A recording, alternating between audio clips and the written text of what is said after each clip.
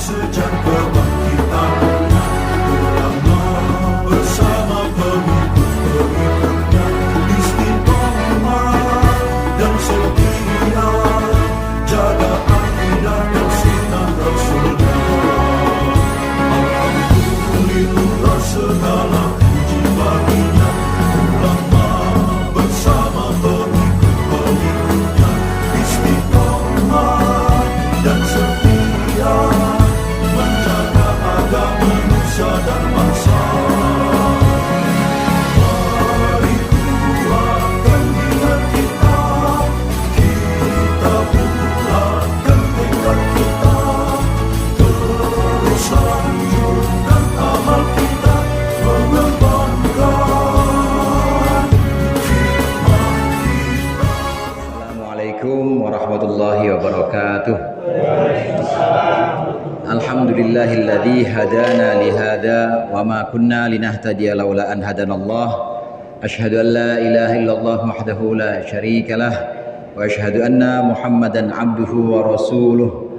Allahumma salli ala sayyidina Muhammadin abdika wa nabiyyika wa rasulika an-nabiyyil ummiyyi wa ala alihi wa sahbihi wa sallim taslima biqadri 'azamati dzatika fi kulli waqti wa hin. Amma ba'd. Segenap jamaah salat isya dan salat tarawih yang insyaallah akan kita laksanakan, jamaah Masjid Al-Hikmah yang dirahmati oleh Allah, hadirin hadirat yang dimuliakan.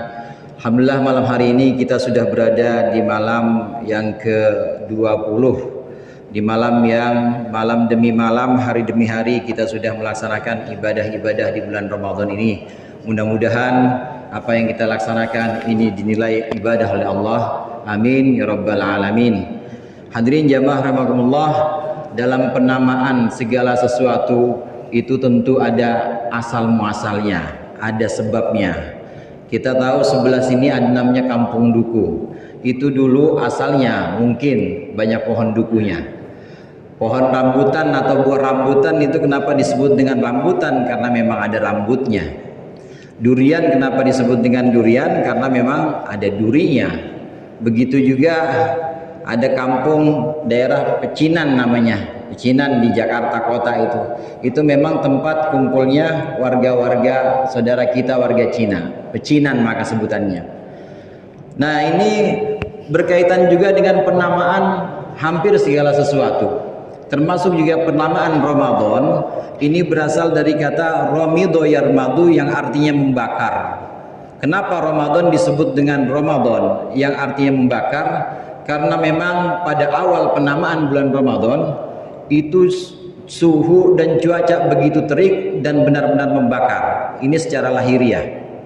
Adapun yang tidak zahir, maka Ramadan di sini maksudnya adalah di bulan Ramadan ini bukan hanya panas yang terbakar, tetapi juga dosa-dosa seorang hamba ini dibakar di bulan Ramadan ini.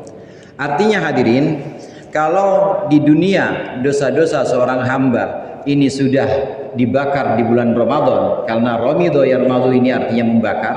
Kalau di dunia ini sudah dibakar, kira-kira nanti di akhirat bakal dibakar lagi apa enggak? Bakal dibakar lagi apa enggak Pak kira-kira? Dibakar?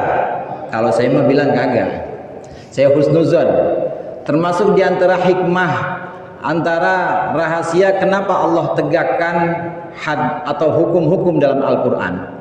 Seorang yang sudah melakukan pencurian misalnya dan sudah mencapai nisabnya, pencurian yang memang sudah mencapai batas merugikan, ada nisabnya. Kalau hanya mencuri sekedar mencuri sendal misalnya nggak bisa potong tangan.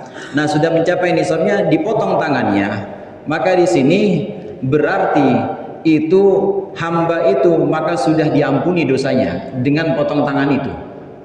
Husnuzonnya kita dengan penegakan syariat, maka syariat yang ditegakkan atau had yang ditegakkan oleh orang itu sudah termasuk pengurangan atas dosa-dosanya nanti di akhirat. Demikian juga Ramadan. Ramadan yang artinya membakar, ini berarti dosa-dosa hamba di bulan ini sudah terbakar. Nah, kalau sudah terbakar, kira-kira nanti di akhirat dibakar lagi apa enggak?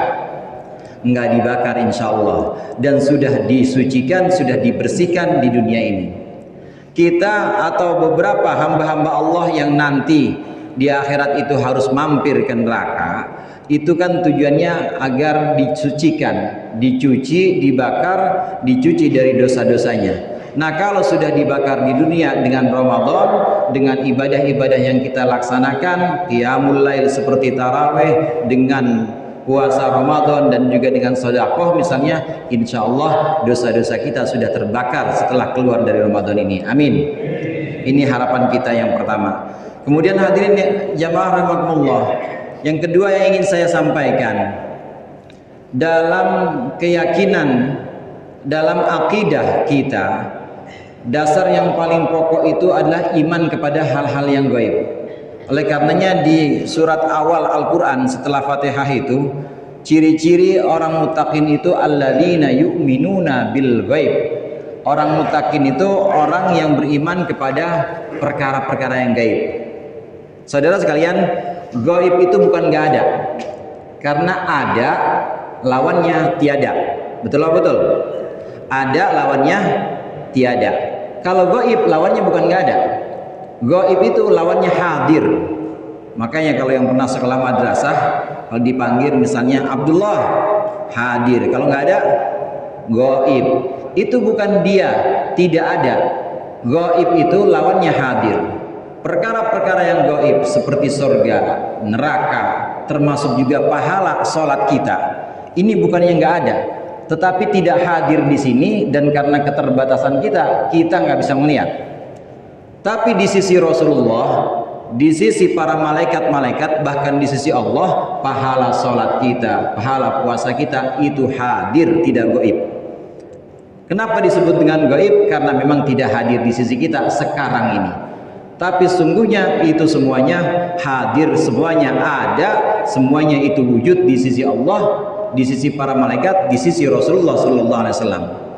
Karenanya ketika Rasulullah menceritakan tentang pahala amal perbuatan atau tentang dosa-dosa seorang hamba, itu Rasulullah melihat betul dosa-dosa atau pahala-pahala, itu Rasulullah melihat dan menyaksikan betul, dan itu menjadi sesuatu yang sifatnya hadir di sisi Rasulullah, tapi gaib di sisi kita.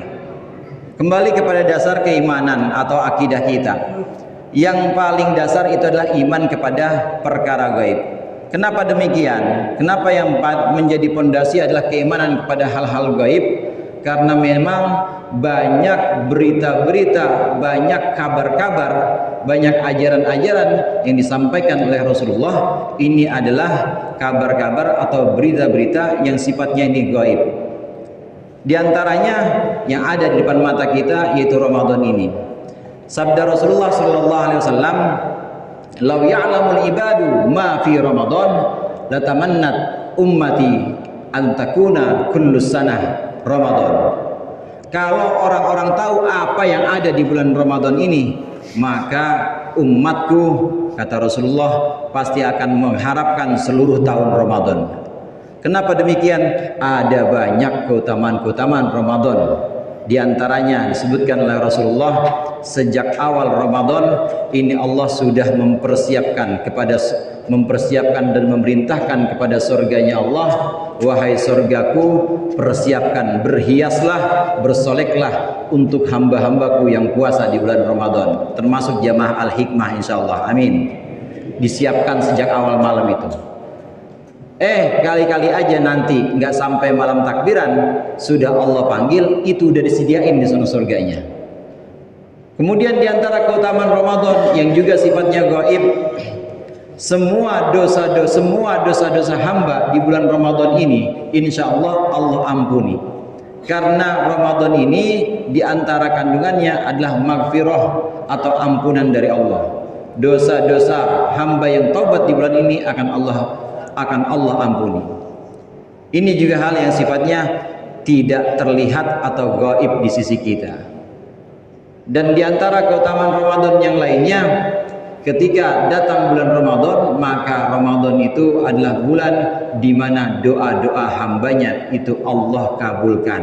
Tidak ada satupun doa dari hamba di bulan Ramadan ini yang Allah tidak kabulkan, pasti Allah kabulkan. Sedemikian banyak keutamaan-keutamaan Ramadan ini sifatnya gaib, ini sifatnya tidak hadir sekarang, tetapi disaksikan oleh Rasulullah, disaksikan oleh para malaikat, dan disaksikan oleh Allah Subhanahu wa Ta'ala. Sekarang tinggal bagaimana kita. Kalau kita yakin, kita mengimani bahwa perkara-perkara gaib ini adalah perkara-perkara yang benar, kita iman dan kita yakin, maka kita termasuk orang-orang yang beruntung, di mana ibadah kita, sholat kita, puasa kita ini sudah didasari oleh keimanan, sudah didasari oleh keyakinan bahwasannya Allah akan membalas ibadah-ibadah kita yang kita laksanakan di bulan Ramadan ini. Kemudian yang terakhir yang ingin saya sampaikan, Rasulullah Sallallahu Alaihi Wasallam juga mengatakan bahwasannya di bulan Ramadan ini, bahwasannya Ramadan ini banyak keutamaan yang tadi disebutkan, yang sifatnya itu balasan-balasan, yang sifatnya itu keutamaan dan juga bonus untuk orang-orang yang berpuasa, dan nanti di akhirat ada juga yang sifatnya ada di sini. Sabda Rasulullah Sallallahu Alaihi Wasallam, beliau menyebutkan naumus shaim ibadatun. Mungkin hadirin hadirat sekalian sudah tahu bahwa tidurnya orang puasa ibadah. Tapi sebenarnya hadis itu nggak berhenti sampai di situ, saudara. Naumus shaim ibadatun wa nafasuhu tasbihun wa du'auhu mustajabun wa amaluhu mudha'afun. Tidurnya orang puasa itu ibadah. Nafasnya, saudara, kata Rasulullah, nafasnya orang puasa itu adalah tasbih. Setiap kita nafas ketika kita melaksanakan puasa Ramadan, maka itu dianggap sebagai pujian-pujian kita kepada Allah. Kita memuji Allah dengan nafas kita. Setiap tarikan dan helaan nafas kita ini dicatat sebagai tasbih di sisi Allah. Kemudian selain tidur dan nafasnya, doanya orang berpuasa itu mustajab, pasti diijabah oleh Allah. Hanya saja memang ijabah atau jawaban doa-doa kita itu Allah tentukan di waktu yang Allah kehendaki, dan juga Allah tentukan bentuknya sesuai dengan bentuk yang Allah kehendaki. Karena kita serba terbatas, Allah Maha Tahu dan Allah paling tahu tentang yang pantas buat kita dan kapan waktunya doa kita diijabah. Selain nafasnya tasbih, tidurnya ibadah, doanya mustajab untuk orang yang berpuasa, wa amaluhu mudha'afun. Amal atau perbuatan-perbuatan baiknya ini Allah lipat gandakan. Kita yang sholat biasa qabliyah itu 2 rakaat, maka Allah lipat gandakan, bisa mulai dari 10 hingga tidak terhingga. Karena sabda Rasulullah, al hasanatu bi asyri amsalihha. Setiap perbuatan baik itu pasti dilipat gandakan oleh Allah minimal 10. Maka dengan keutamaan-keutamaan ini, setiap gerak-gerik kita di bulan Ramadan, setiap langkah kita dan tidur kita, bahkan nafas kita itu bernilai di sisi Allah, bernilai sebagai amal kebaikan. Oleh karenanya tidak heran kalau Rasulullah menyebutkan, andai umatku tahu apa yang ada di Ramadan ini, andai semua ini tidak menjadi gaib, artinya hadir di depan mata umatku, pahala-pahala, tasbih-tasbih yang berupa nafas tadi, andai semua hadir di hadapan umatku, maka umatku pasti mengharapkan seluruh tahun yang 12 bulan itu jadi bulan Ramadan semua. Mudah-mudahan dengan bulan Ramadan dan semangat ibadah kita di sini, kita bisa lebih meyakini bahwa amalan-amalan kita, perbuatan-perbuatan kita ini semua bernilai di sisi Allah, dan mudah-mudahan ini juga merupakan bagian dari kesungguhan kita untuk istiqamah, untuk mendapat ridho Allah, sehingga kita keluar dari bulan Ramadan suci, bersih dalam fitrah seperti bayi yang dilahirkan oleh ibunya. Mudah-mudahan bermanfaat. Lebih kurangnya saya mohon maaf. Wallahul muwaffiq ila aqwamit thoriq. Wassalamualaikum warahmatullahi wabarakatuh.